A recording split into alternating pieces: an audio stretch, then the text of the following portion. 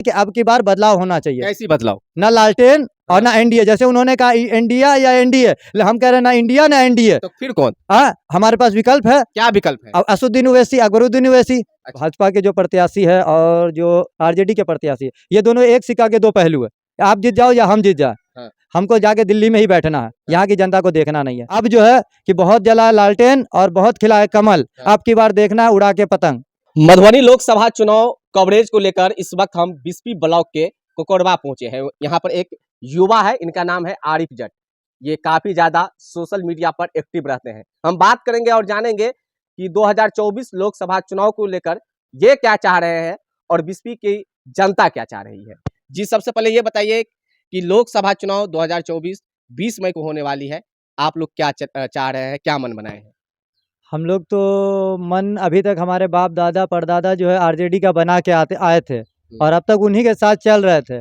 और अभी जो लगभग ये पूर्णिया में चुनाव हुआ है तो वहाँ तेजस्वी जी ने एक भाषण दिया था कि इंडिया या एनडीए।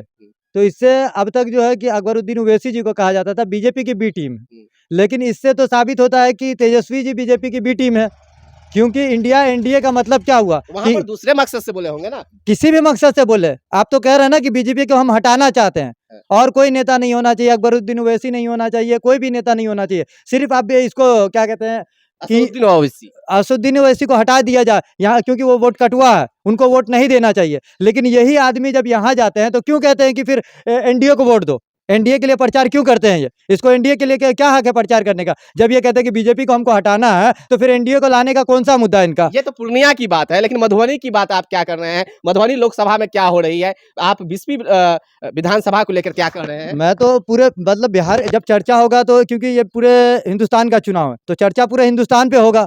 जब ये मधुबनी में आते हैं तो कहते हैं एनडीए को हटाओ, लेकिन जब पूर्णिया में जाते हैं तो कहते हैं कि एनडीए को लाओ। तो इसका क्या रीजन है? आप बताइए कि वो क्या करना चाहते हैं? आप बताइए कि वो करना क्या चाहते थे तेजस्वी? क्योंकि वहां पर निर्दलीय उम्मीदवार वहां पे मजबूत था, पप्पू यादव। तो वो विकल्प नहीं देना चाहता जनता को कि हम रहे या तुम रहो। जनता के पास कोई विकल्प ना हो कि जो जनता की आवाज उठाए। असदुद्दीन जैसा नेता ना हो कि जो वो जनता की आवाज को उठाए, क्योंकि वही तो जनता की आवाज उठाता है। कई बार हमने बिस्फी से मुसलमान लीडर दिए जो विधानसभा में अब तक बताइए, अब तक का रिकॉर्ड बताइए कम से 25-30 साल का, कि कौन ऐसा नेता है जो विधानसभा या लोकसभा में जाने के बाद बिस्फी की समस्या को उठाया है? उठाया नहीं है तो फिर नेता कैसे बने हैं? आप लोग चुने कैसे हैं? कह रहा है ना कि बाप दादा से चलते आ रहा है कि हम वोट दे रहे हैं, बस कहानी चल रही है, हमको गुलाम समझ लिया। तब ना आज तक कोई नेता पूछने नहीं आया। वो सोच रहा है कि ये तो हमारे बाप की बपौती है, वोट देवे करेगा, जाएगा कहाँ? अच्छा, ये सोच रहा है, यही सोच रहा है। अच्छा, ये बताइए कि अभी इंडिया गठबंधन से या एनडीए की तरफ से कोई प्रत्याशी आपसे मिलने के लिए आए हैं? नहीं आया है। अभी इससे पहले आपको पता है कि मैं यहाँ से पैदल पटना तक गया था बिजली की समस्या को लेकर के, और आपने काफी मेरा कवरेज किया था, लेकिन उन्होंने मेरे मरने का इंतजार किया कि अगर मर जाएंगे तो सब आते 5-10 हजार रुपया। जैसे अभी हमारे पड़ोस में एक आग लगी थी, अभी से 1 महीना पहले उनको 5-10 हजार दिया, उसके बाद लगा, उसके बाद कितने सारे हादसे हुए, लेकिन किसी को यह तौफीक नहीं हुई कि चलो बिस्फी विधानसभा में एक भी फायर ब्रिगेड की गाड़ी नहीं है, उसको मुहैया करवाया जाए या वादा किया जाए। लोग ये कहते हैं कि मैं जीता नहीं हूँ। अरे भाई, आपकी सरकार नहीं है, हम सरकार बना सकते हैं या आपको चुन सकते हैं? पहला जवाब तो मुझे ये दे, क्योंकि हम तो अपने क्षेत्र के विधायक को या एमएलए को चुन सकते हैं या एमपी को चुन सकते हैं, सरकार तो नहीं बना सकते, पूरे हिंदुस्तान का वोट तो नहीं करवा सकते। तो हमारे विधायक को चाहिए, या राज्यसभा सांसद हो या विधायक हो या लोकसभा हो, कोई भी शख्स हो, हम तो उसको जानते हैं ना। हम तो मोदी जी को या तेजस्वी जी को या क्या कहते हैं कि राहुल गांधी को तो नहीं जानते। उनसे जाके तो नहीं पूछेंगे कि हमारे यहाँ 5 ब्रिगेड की गाड़ी दीजिएगा कि नहीं दीजिएगा। अपने लोकल नेता को, हम लोकल नेता को ना जानेंगे? तो ये अभी जो हादसा हुआ है इस साल, रिकॉर्ड हो गया कि अभी तक इतनी आगजनी कभी नहीं हुआ। किस नेता ने ये मुद्दा उठाया कि हाँ चलो हर ब्लॉक में कम से कम 5 से 10 गाड़ी दी जाएगी? अब तक किसी ने नहीं। तो आप लोग चाह क्या रहे हैं इस बार मधुबनी लोकसभा से? हम लोग ये चाह रहे हैं कि अब की बार बदलाव होना चाहिए। कैसी बदलाव? ना लालटेन और ना एनडीए, जैसे उन्होंने कहा इंडिया या एनडीए, हम कह रहे हैं ना इंडिया ना एनडीए। तो फिर कौन? हमारे पास विकल्प है। क्या विकल्प है? असदुद्दीन ओवैसी, अकबरुद्दीन ओवैसी। अच्छा, एआईएमआईएम को लाना चाहते हैं? जी बिल्कुल। क्योंकि प्रत्याशी कौन है यहाँ से मालूम है? वकार सिद्दीकी। वकार सिद्दीकी जी। कैसा प्रत्याशी है? युवा है या फिर? युवा है। अच्छा, लगता है कि काम करेंगे, जीतेंगे तो? काम करेंगे, क्योंकि जब देखिए उनको मौका मिलेगा तब ना काम करेंगे। मौका ही नहीं देने देते, कहते एनडीए या इंडिया।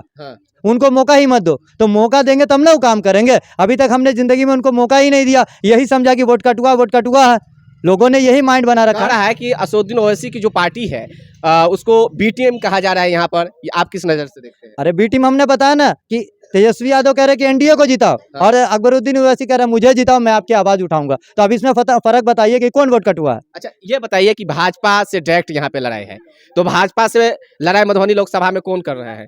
या इंडिया गठबंधन के जो प्रत्याशी है वो कर रहे हैं, या फिर AIMIM के जो प्रत्याशी है वकार सिद्दीकी वो कर रहे हैं? देखिए, भाजपा के जो प्रत्याशी है और जो आरजेडी के प्रत्याशी है, ये दोनों एक सिक्का के दो पहलू है। आप जीत जाओ या हम जीत जाए, हाँ। हमको जाके दिल्ली में ही बैठना है, यहाँ की जनता को देखना नहीं है। तो हमको विकल्प चाहिए जो हमारे काम पे हमारे लिए बात करेगा। कौन है विकल्प के रूप में? विकल्प के रूप में एक ही है, कौन? अकबरुद्दीन ओवैसी। अच्छा, न फातमी साहब है, न फैयाज साहब है, ये सब कोई भी प्रत्याशी कौन है? हाँ, वकार सिद्दीकी वकार सिद्दीकी। जी। तो लगता है कि वकार सिद्दीकी को यहाँ की जनता चुनेगी? बिल्कुल चुनने की और चुनना चाहिए। अब जो अच्छा। गुलामी कर रहे हैं उनकी सोच गुलामी वाली है, वो बात अलग है। क्यों इतना मोहब्बत है AIMIM से आपको? क्योंकि 15 से 20 साल गुजर गए, कुछ नहीं बदला।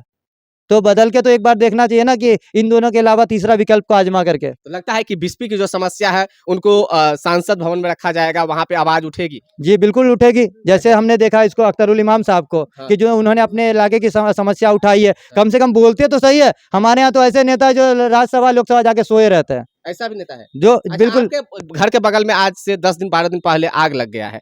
क्या कोई प्रत्याशी जो अभी धूप में घूम रहे हैं और मुसलमान को अपना वोट बैंक समझ रहे हैं, वो मिलने या कोई आर्थिक मदद करने आए थे? आए थे, बहुत सारे चेहरा दिखा के गए। अरे मुसलमान चेहरे का कायल है, हाँ। चेहरा देख लिया तो सोचता है ये तो हमारा वोट बैंक किसी बन ही भी गया। तरह का आर्थिक मदद उनको किया गया? नहीं, बहुत नॉर्मल तरीके किया है, लेकिन बहुत नॉर्मल तरीके से किया है। और मैं एग्जैक्ट नहीं बता पाऊंगा, लेकिन सुना हूं कि 5 से 10 हजार रुपया, जिसका कोई माने मतलब नहीं है। पूरा घर जल गया, बहुत कुछ बर्बाद हुआ, बच्ची जल गई, सब चीज हुआ, लेकिन मिला क्या? कुछ नहीं। तो लगता है कि इस बार मधुबनी लोकसभा में पतंग उड़ेगी?